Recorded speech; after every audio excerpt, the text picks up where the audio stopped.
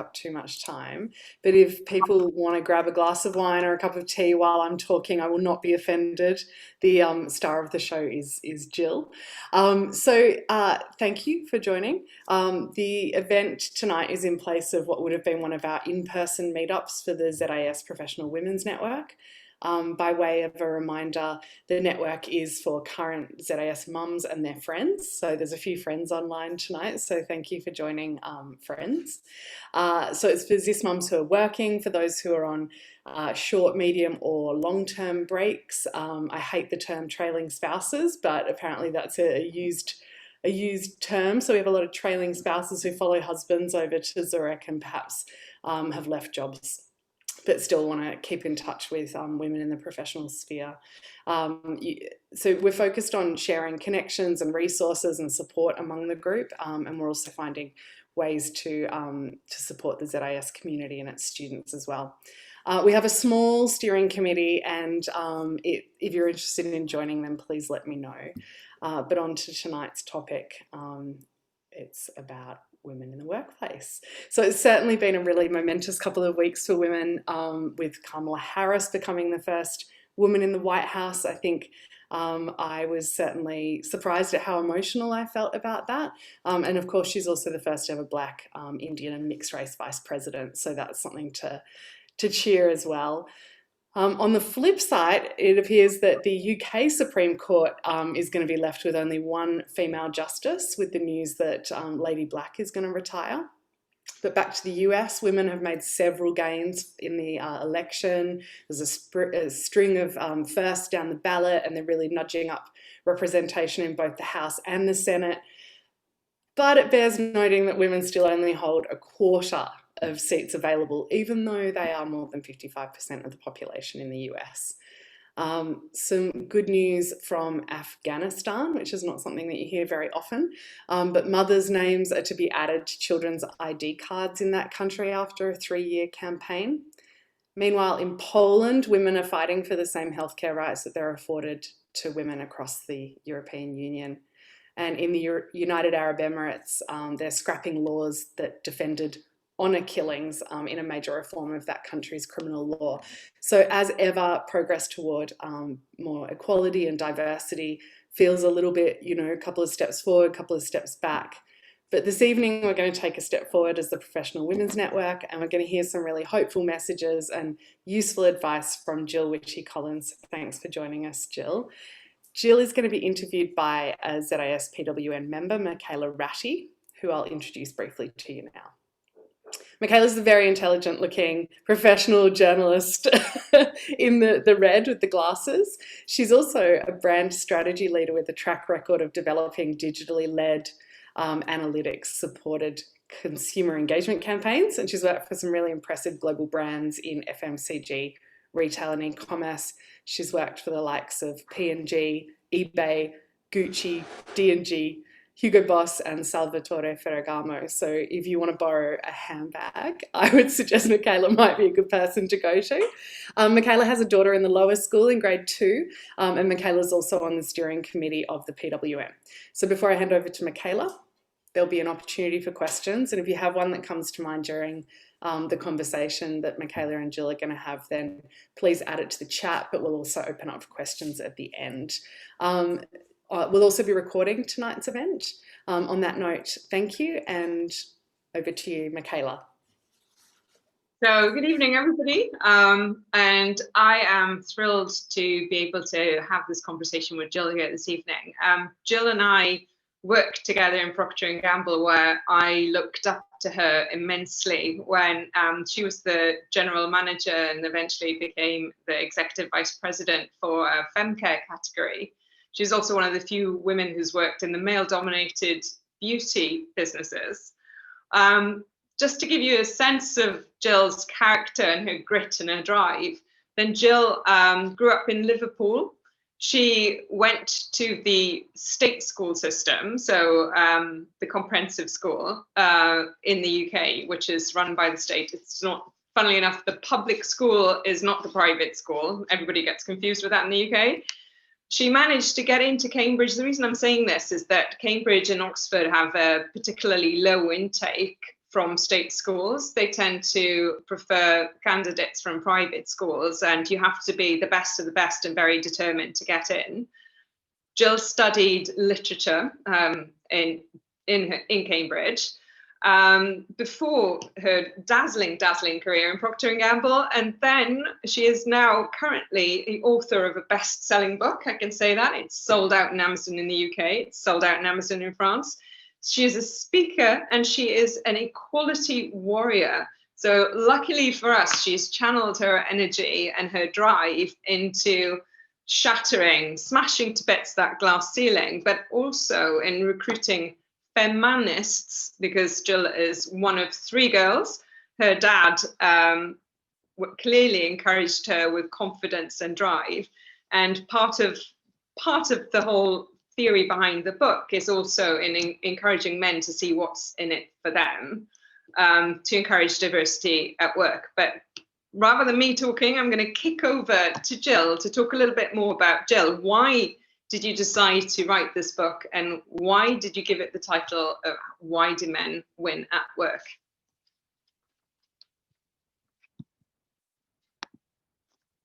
Gill, have you fainted? Jill is muted. Oh, that's really weird. Am I unmuted now? Yes. Excellent. Yes. So hello everybody. Fantastic to be here. Thank you for having me. Yes. So why? Let me say why first. Why did I write the book? The simple answer is that I had to, really, actually. Once I finally really saw the gender equality issue and the barriers, which was, it was very much when I was already at the senior vice president level. I became absolutely fascinated by it. I thought, this is extremely interesting. What's happening here? Why is this happening? I read everything I could possibly read, books, articles, research, everything. And that made me realize the extent of it. This wasn't about me. It wasn't about the women around me. It wasn't about P&G. This was absolutely affecting women everywhere, wherever I looked.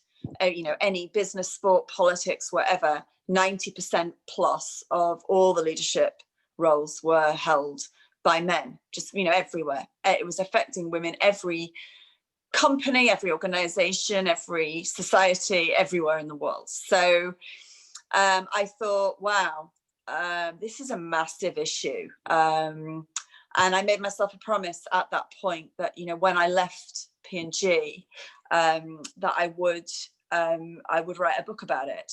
So that, obviously I did that 2 years ago. I left and I wrote the book, which has just been published.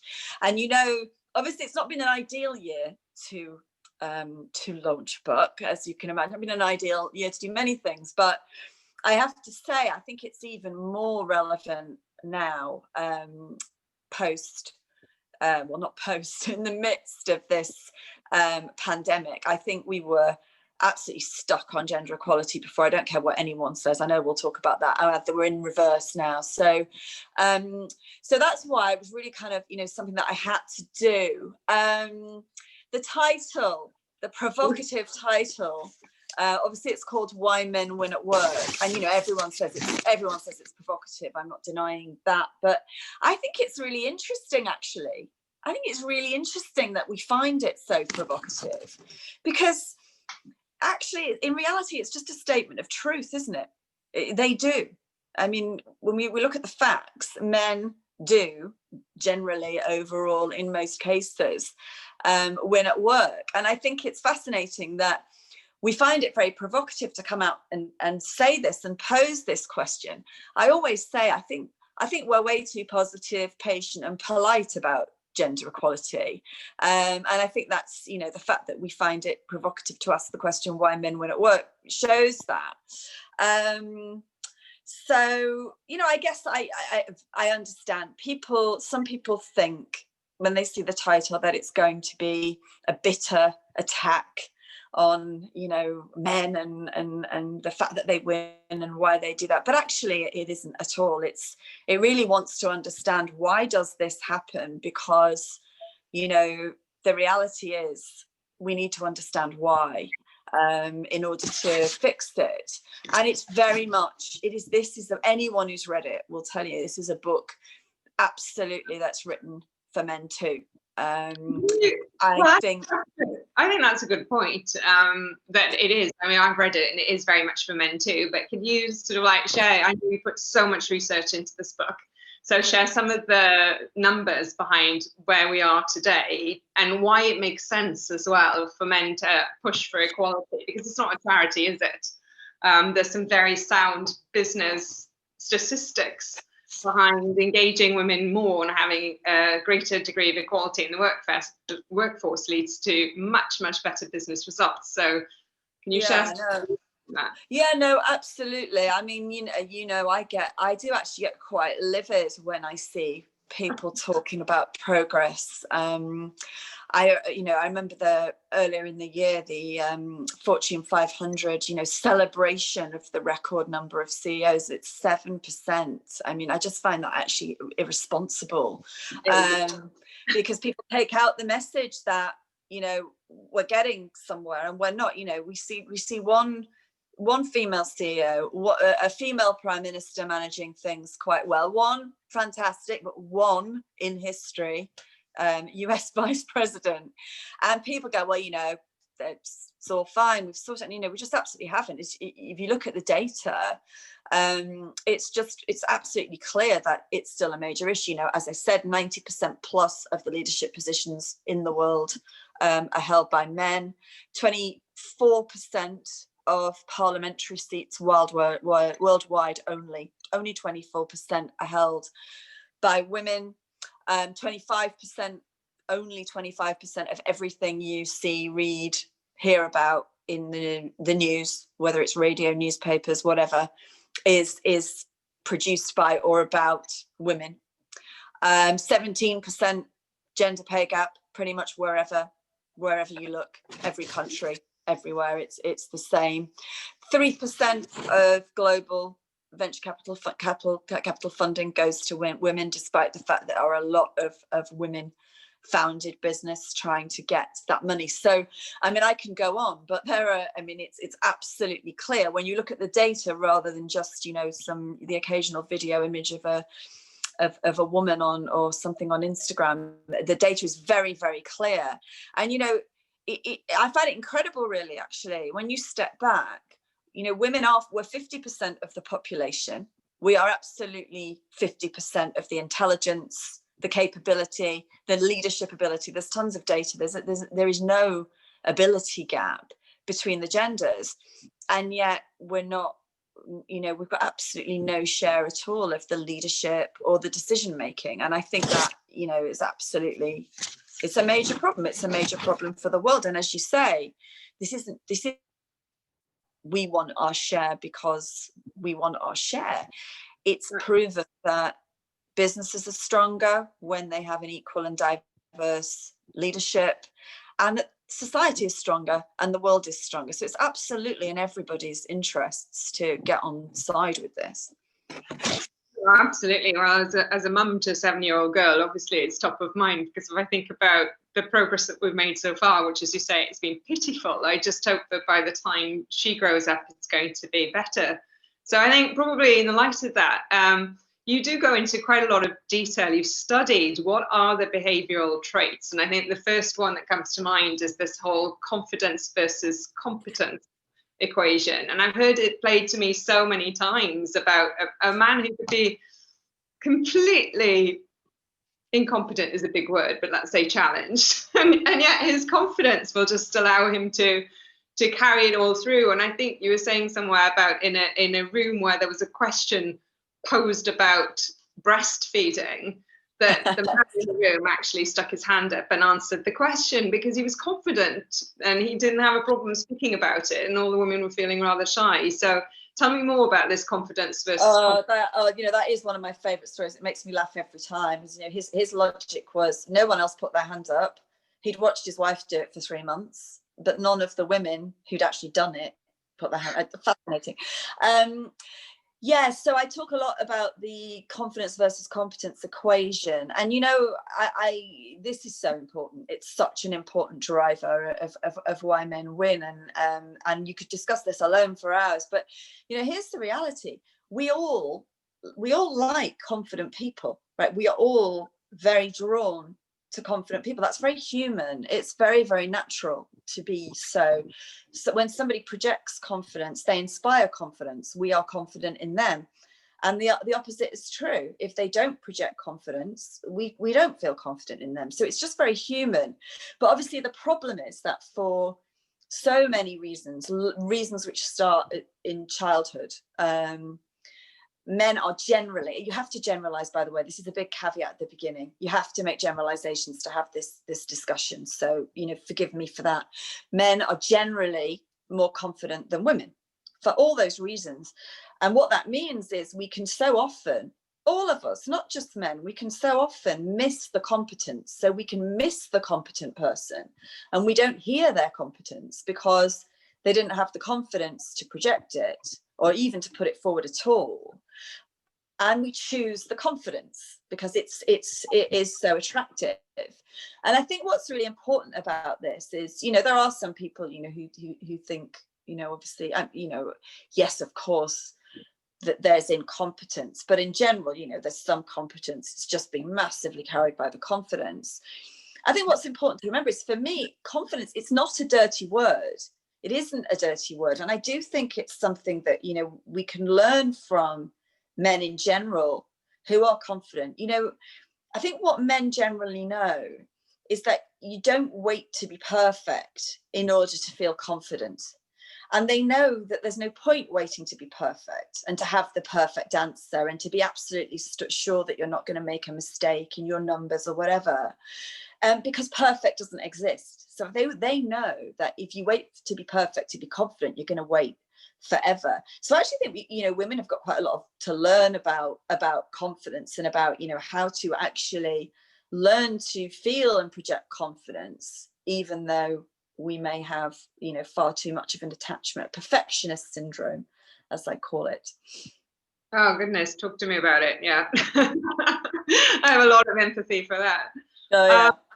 But I think, so one of the things that comes up after talking about the competence versus competence in the book is you talk about an umbrella theory. And I found myself relating very much to that, because I found very often throughout my career, I thought, well, surely if I work hard then and I get the results, then that's enough, that I'm in a meritocratic place and they will find my star under this bushel and I don't need to do any stuff.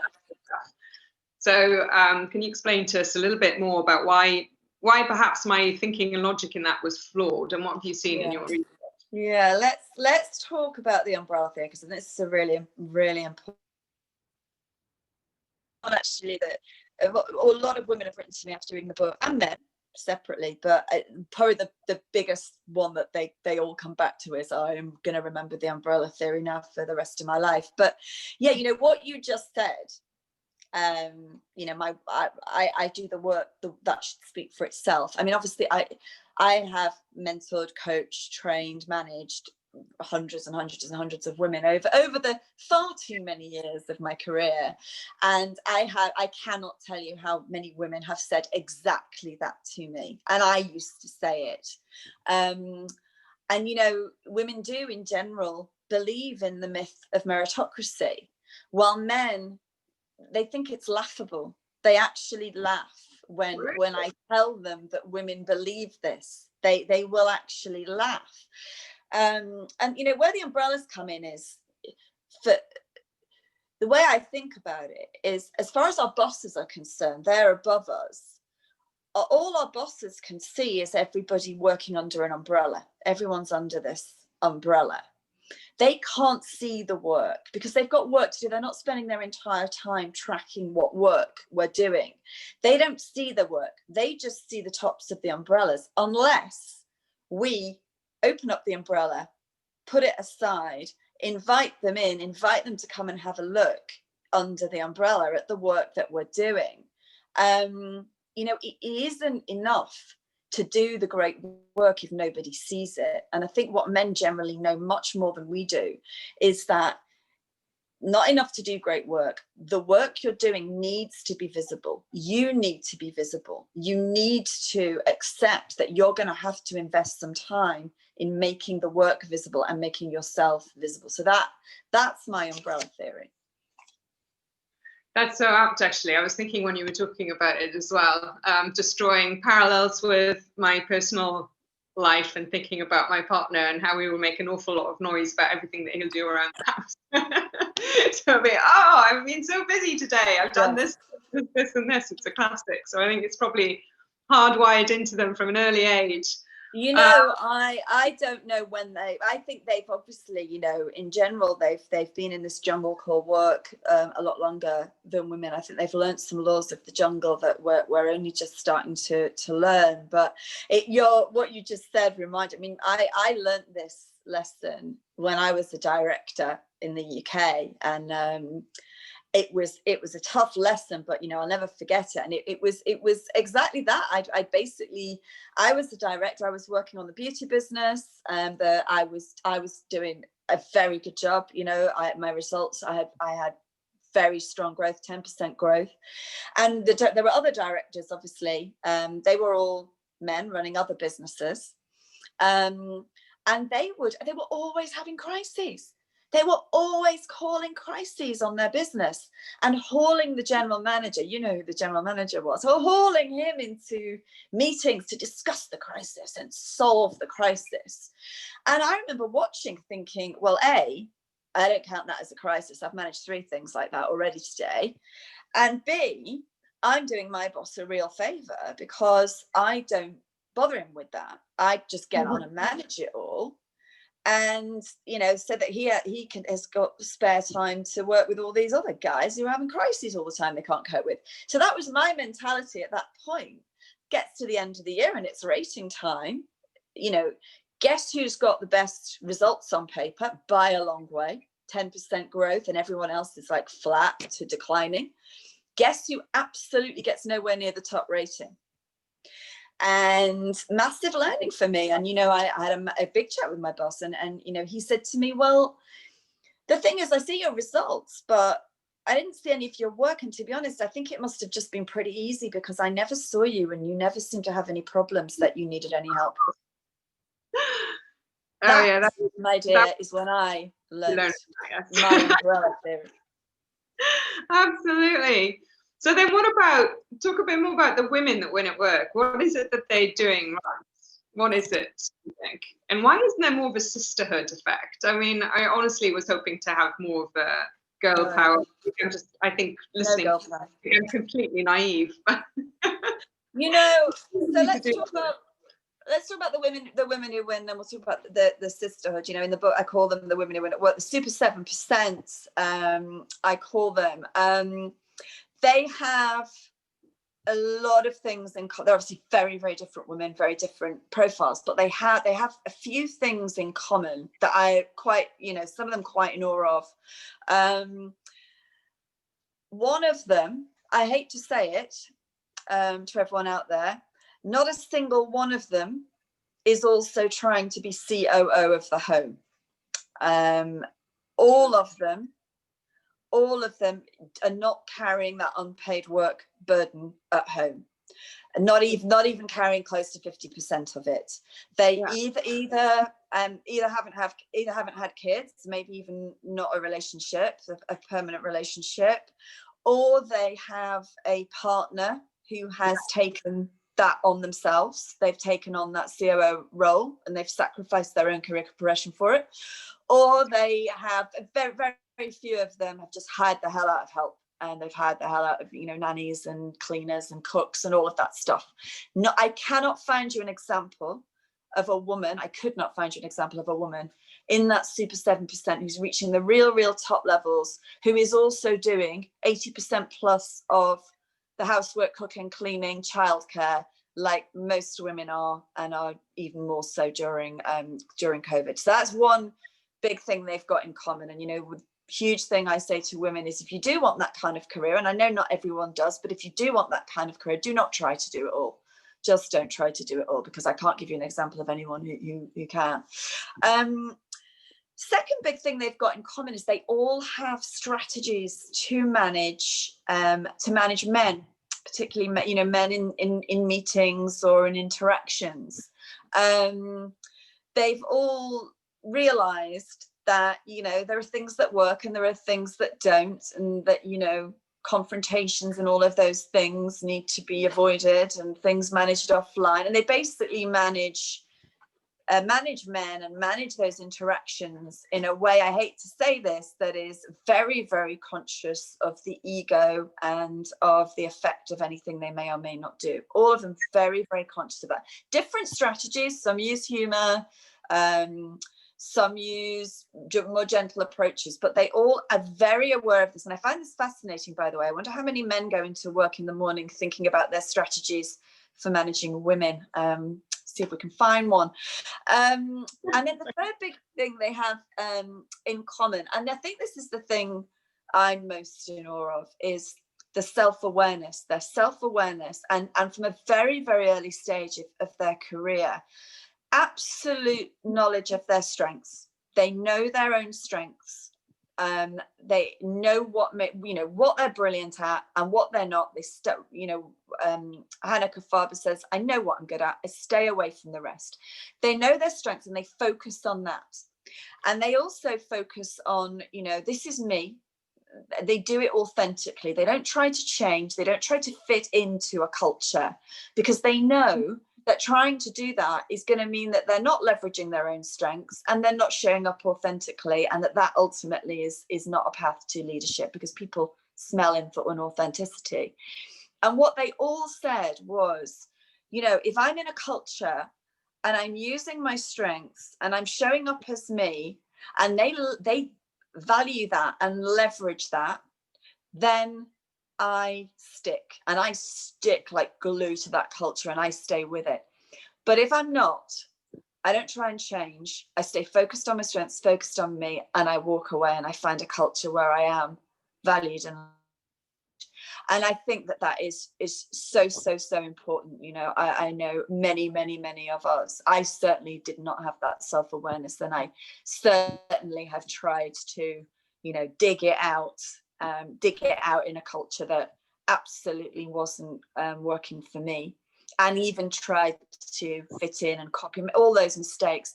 I just think it's incredible that these women worked this out very, very early on and just had the strength to absolutely stick with that. And then sisterhood, by the way, virtually all of them had in common, they're massive on the sisterhood, these women as well. So these were all women. I think they had an inner confidence that enabled them to also feel comfortable, holding the ladder down for other women. But in general, yes, absolutely, there's nowhere near enough of it. I have the chapter in the book called Sisters Are Not Doing It For Themselves, which I think is quite self-explanatory, but absolutely not enough. It's extremely disappointing, but we've all experienced the women who've made it, who don't hold the ladder down for other women, or they shake it so violently that these women have no hope of hanging on. I actually think it's extremely sad. I think when that happens, it's actually coming from a lack of confidence in that person, a lack of security, a sense of scarcity, a feeling that all sorts of reasons, but that they need to be threatened by that competition. So I feel sort of sad for it, but the reality is it's a major problem, because men are, one of the things men do is they support each other. They see a mini-me version of themselves and they support him and they promote him. I know, for all the reasons we've said, they're more likely to promote him than they are to promote her. So if men are doing that for men, and women are not doing it for women, we've got an extra problem. So, you're not going to change. I don't think we're going to change the mindset of those women, particularly if they're quite senior in it. It's probably deeply imprinted and quite deeply psychological for them, actually. I think all we can do is make a promise to ourselves that, whenever we're in that situation, we are absolutely going to do it. Sometimes other women are our competition, but they're no more our competition than men are. And this treating them as if they are is just, it just doesn't make any sense.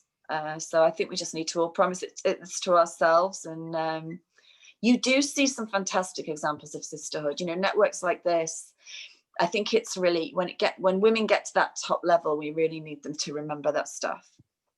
Yeah, I mean, obviously, there's a good, bad, and ugly everywhere, and I can think of some exceptional women who are incredible mentors. But I've also come across I prefer to work with men, I don't like to work with women type. Yes. Which is, I wish I could just work with men. It would be so much easier. I've heard that, and it's, yeah, I mean, that is well, that's just really disappointing. so I know that there's gonna be lots of questions. So just the last one then, wrapping it up before we go into questions from the floor. Provocative title, do they though? Do men ultimately win at work? Are they better than us? What can we do about it, Jill? What's your wrap up on it? What's your conclusion to it all before we go to questions from the group? Yes, so of course, I don't think they do win at work ultimately. And you know, that is the, you know, the point of the title really is to say, yes, that they're winning in the game as it is today.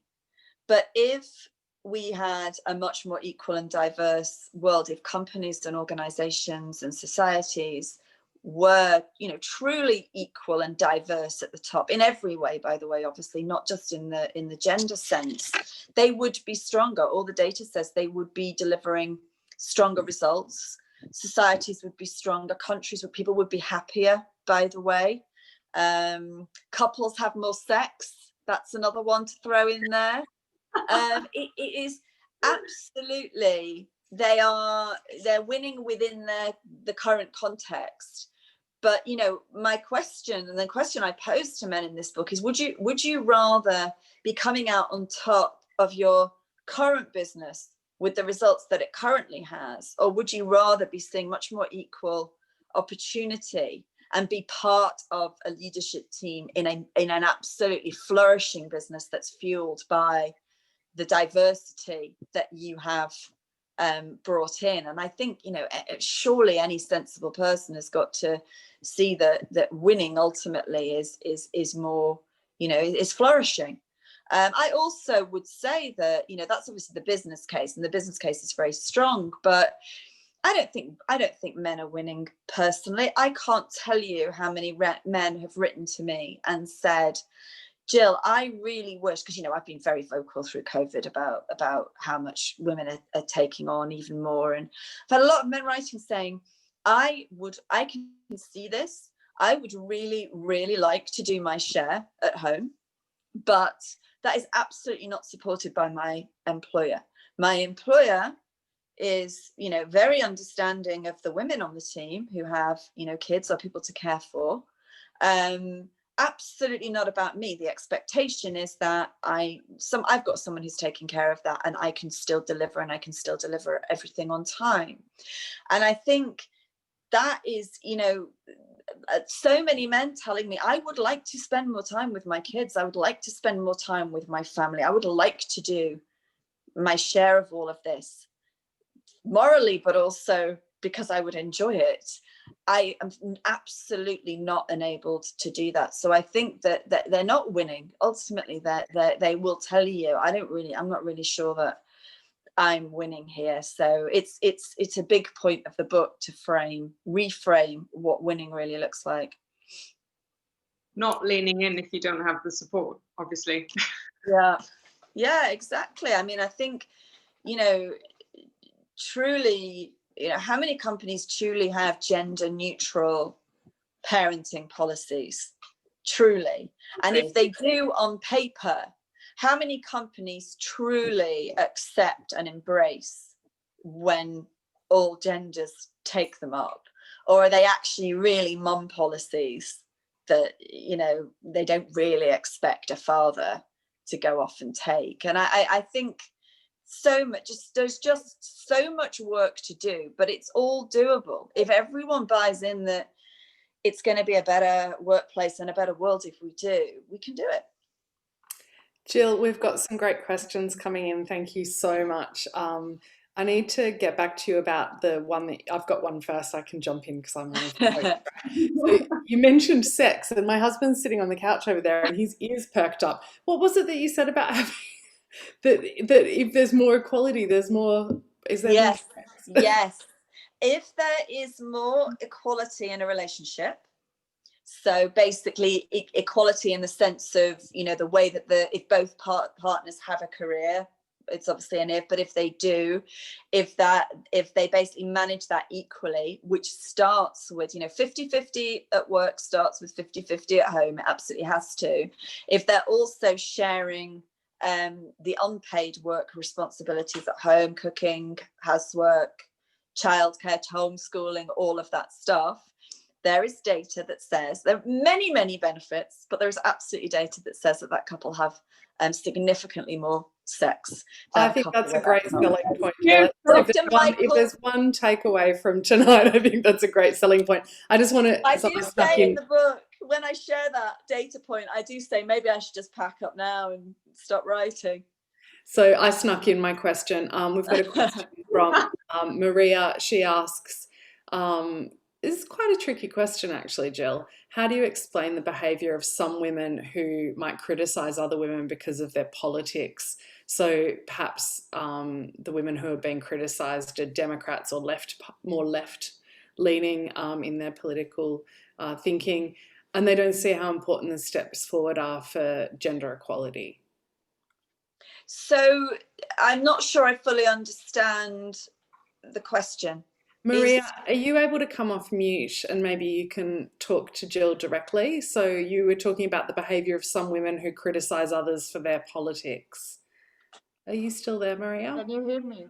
Hi, yes. I can hear you. Hello, Maria. Hello. No, you know, this American election was quite, you know, international.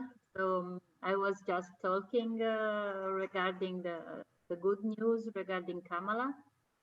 And I was strongly criticized from some friends also, but because the point was the politics. And I said, but I'm not supporting the politics. I don't care what they will do or what they will do. I don't know the program, you know. But the point is that it's the first time, and we should be happy for that. And this was, I get it. Yeah, I you know, you always think about politics.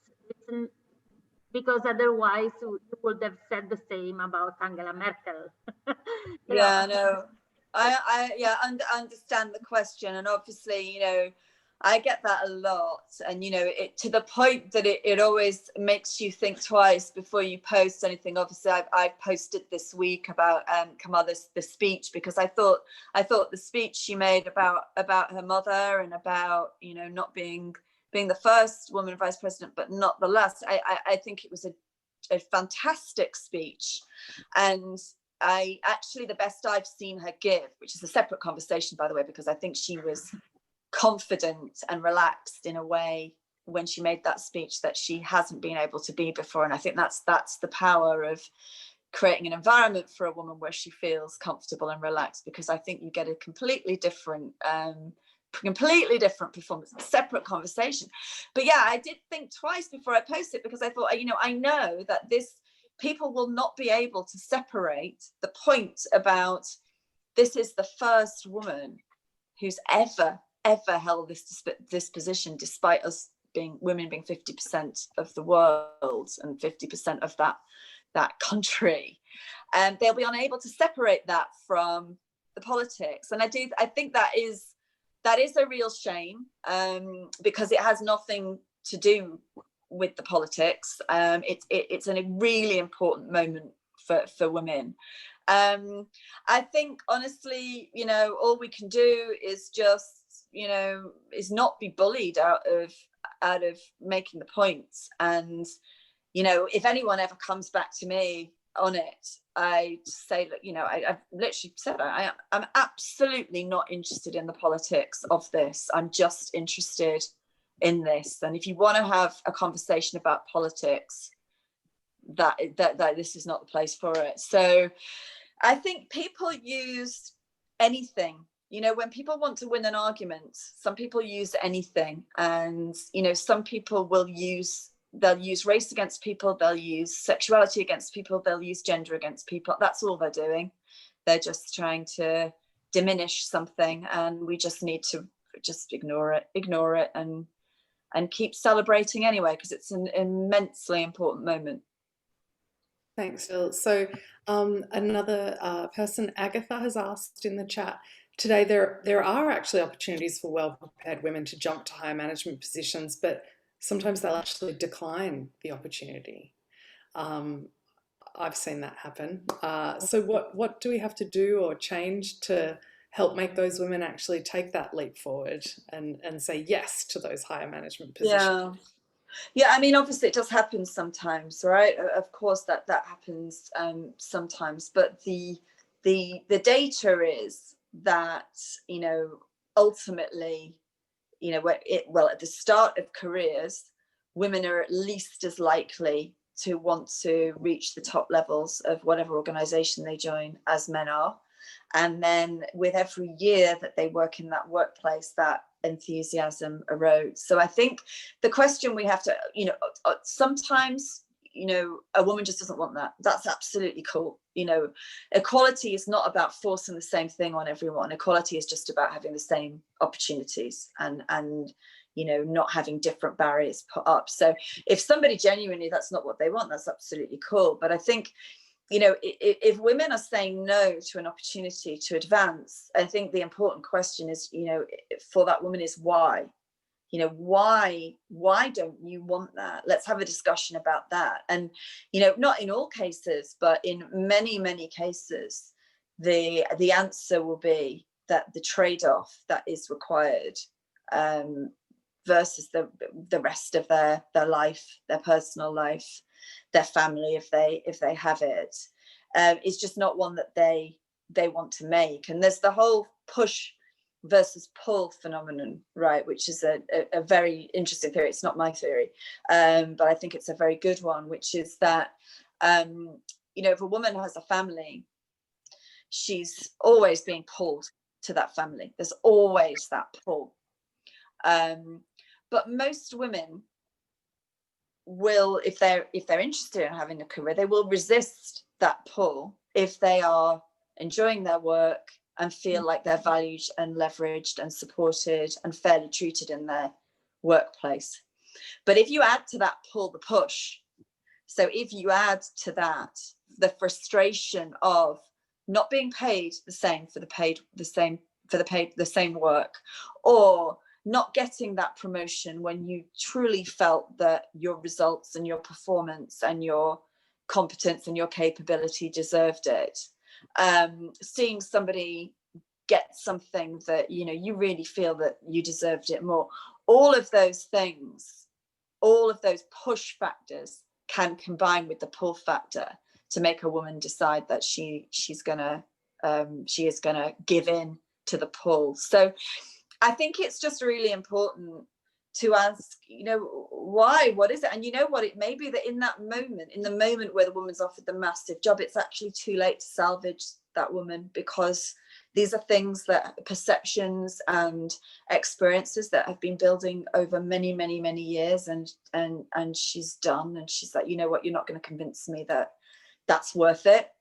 But you know what, at least by asking the question, we can maybe understand what got her to that point, when potentially there was a time in her career when that's something she absolutely did want, and learn for that for the next round of women coming through.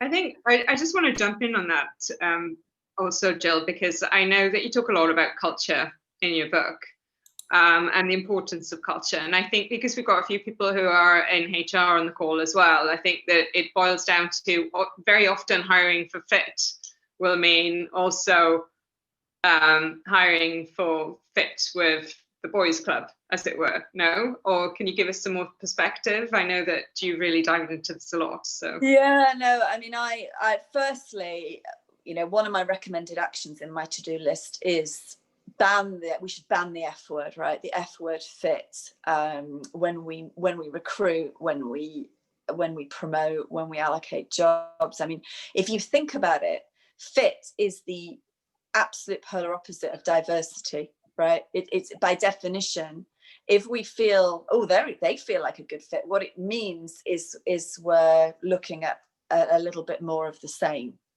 And actually what we should be looking for is different. What we really, if we're building a team and we really want to build the highest performing team, we should actually be looking for different. We should be looking for the thing that jars, the thing that doesn't fit, the person that doesn't fit. So firstly, I would absolutely just ban that word and, you know, eradicate it completely. And there was a second part to your question. So the second part was about the culture as well. So that yes, sometimes the culture, yeah. So yeah, I mean, you know, the culture and fit, it's you know, in any culture, workplace or otherwise, there are people who feel they fit, they belong, they feel a sense of belonging, they feel a sense of comfort because of that. It's like, it feels like a family. And those are the people that can perform as a result. When you belong and are comfortable, you can perform. The opposite is true. If you don't feel like you fit, if you don't feel like you belong, if you don't feel comfortable, it's actually impossible for you to perform at your peak. And so you're always going to be behind. You're always going to be at a disadvantage versus the people who feel that they fit.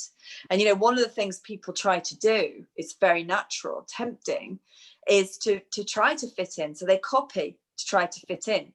And that's a disaster, because then they're not authentic. So then they're not performing because they don't belong in the culture, and they're inauthentic because they're trying to copy. And then all we see is, actually, because we don't see culture, because it's invisible, all we see is a person performing brilliantly and a person who isn't.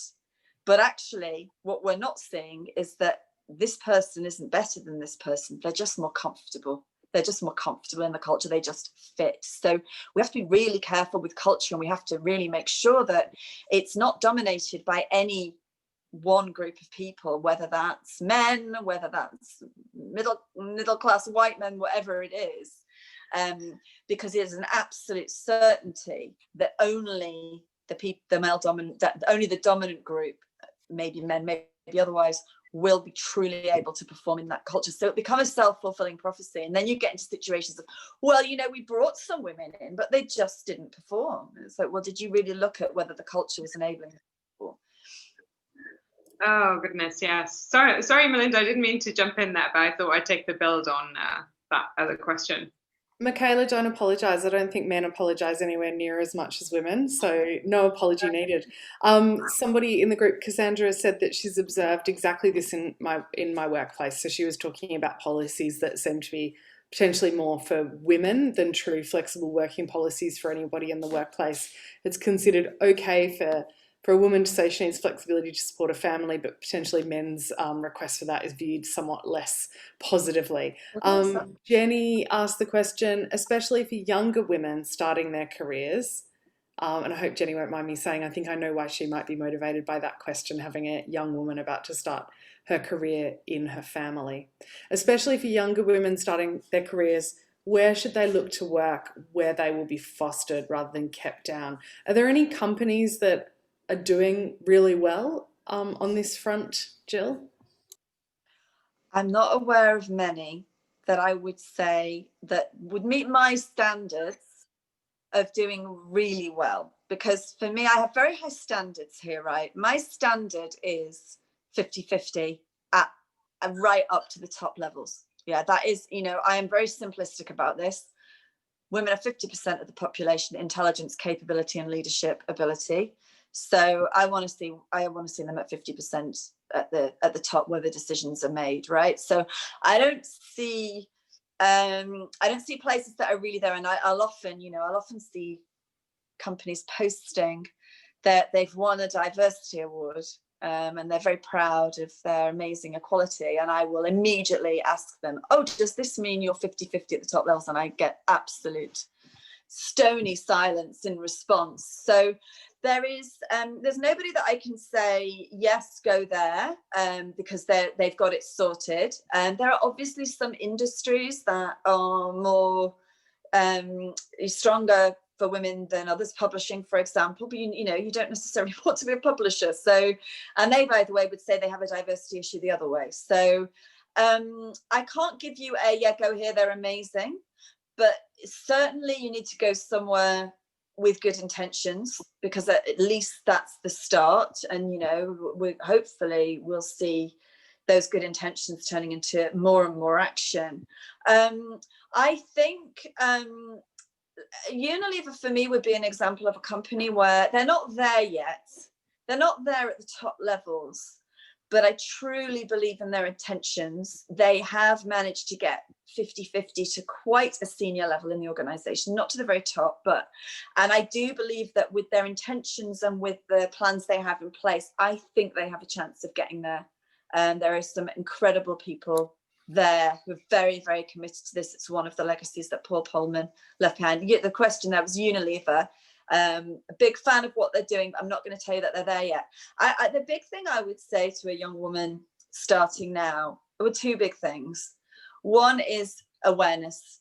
You know, read this book, read whatever you need, but be aware of all this. I think, you know, for many of us, certainly in my case, when I was a young woman, I thought I was invincible. I thought I could overcome anything. I thought, yeah, I'm aware of these gender issues, but I can overcome them. I'm equal to any boy or man. I had that beautiful confidence and arrogance of youth. And then what I've realized is it gets us all at different times, at different stages, depending on how lucky we are.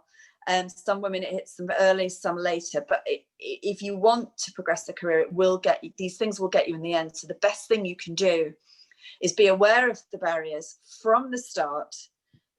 Know that you're going to encounter them, and be ready for them, and be ready for them with strategies, because, you know, forewarned is forearmed. I was listening to a podcast the other day. It's the Michelle Obama interviewing Barack Obama, and they talked about the dining room table. They talked about what they've taught their girls this amazing confidence and to go out to the world and attack it at the dining room table, but they're seriously concerned that the world they encounter when they leave the dining room is not going to live up, and they're going to be very disappointed. And the reality is right now they are. So be aware. And the other big thing I would say is learn from those women who win at work, learn from that super 7%, invest now, know your strengths, know your superpowers, know your talents, what makes you unique, and forget the rest, and just make sure you get yourself into a culture that will leverage and value that. And to be honest, doing that actually is more important than what stage they necessarily are on the gender equality journey, because if they truly value and leverage you for who you are and the strengths you have, you can actually be part of taking them on that journey as well. Thanks, Jill. I think another company that I might add there would be Dow. I've got a friend on the call, Isabel, who works for Dow. Jim Fiddling, the CEO, was one of the first openly gay CEOs of a Fortune 100 company. He really pushes the diversity agenda. There's a lot of communications out of Dow about that topic, and I think that, I don't know where they're at in terms of their actual statistics, but the good intent is pretty clear from just a bit of desktop research. And given that most of the people here are based in Zurich, it's a Zurich-based company, and I think that it's a good example of a company at least trying hard. Great. That is great to hear. And the role modeling is so important, isn't it? Yeah. We are so influenced by what we see. When we see somebody doing things, we think, yeah, okay, now that's part of my mental picture of what happens. So important. So we've actually come up to 8 o'clock very rapidly. I think that we could definitely keep talking with you. I've noted down a few lessons from the discussion. I think one is, and by the way, this is not a summary of everything in the book, so everybody should definitely buy the book. But, you know, get better at self-promotion, perhaps have a few more crises and get the senior leaders in for some crises meetings. Some of this is tongue-in-cheek, obviously. Definitely don't try and do it all. We need to get our men to do their fair share at home or outsource. be quite conscientious in the way that you're managing men, know your strengths, and absolutely put the ladder down and help others to climb up. I think that's something that every single one of us can do. And so, I just want to thank Gill, very high profile expert in this area, Gill, and coming to talk to the Professional Women's Network tonight, I'm sure has been greatly appreciated by everybody. Thank you also to Michela for your expert interviewing technique. Gill, I don't know if you had any final comments before we sign off for the night?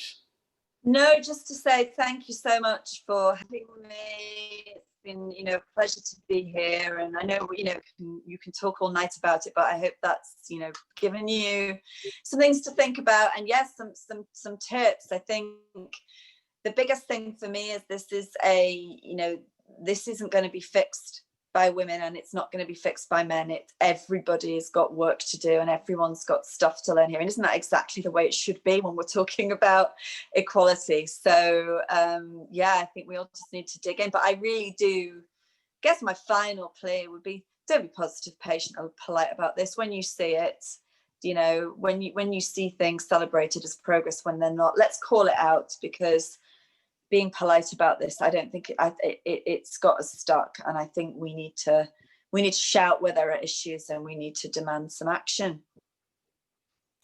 Thank you very much, Gill, and thank you everybody for joining. And I hope everybody stays safe and well. We'll be having future online events while we're not able to meet in person, so please keep an eye out for invitations to that. So thank you very much, everybody, and have a great evening. Thank you, Michela, for your amazing questions. Thank you so much, Jill. Thank you. I was starstruck, Jill. Bye. Thank you. Bye.